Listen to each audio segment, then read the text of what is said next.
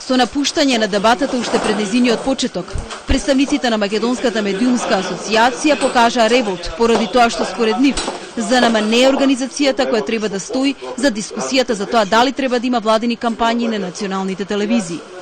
Прашањето заслужува внимание на јавноста и телевизиите се отворени за расправа по него, вели директорот на Телма, но посочува дека основната цел на ова здружение треба да биде грижата за новинарските стандарди и правата на новинарите.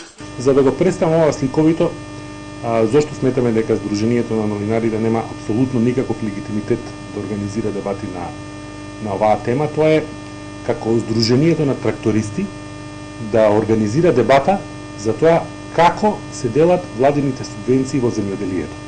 Значи, они се само еден мал дел од таа приказна, воопшто не се засегната страна.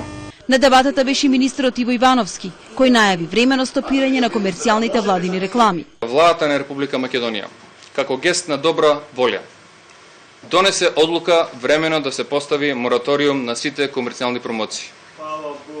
Тоа значи сите владини институции веднаш да се опрасо информира на јавноста преку комерцијалните медиуми. Ваквиот чекор според првиот човек на Агенцијата за медиуми Зоран Трајчевски ќе влие врз работата на радиодифузерите, бидејќи ќе се намали нивниот буџет. Значи имаат две опции медиумите, или да ги намалат платите и трошоците, или да отпуштаат вработени. Значи ќе мора да се најде соодветна сума која ќе го надополни ова што го кажува господинот Салман, дека не се залагаме за забрана. Може да се случи некои медиуми да згаснат, меѓутоа другите медиуми што ќе останат, ќе имат капацитет да ги всисуваат тој новинарски кадар, затоа што ќе бидат заинтересирани да имаат подобра програма, затоа што иднината ќе ја барат на пазарот, а не од владини реклами или јавни институции. Повлекувањето на владините реклами уследи по притисокот на меѓународната заедница. Европската комисија во сите досегашни извештаи нотираше забелешки дека со владиното рекламирање се купува политичката поддршка.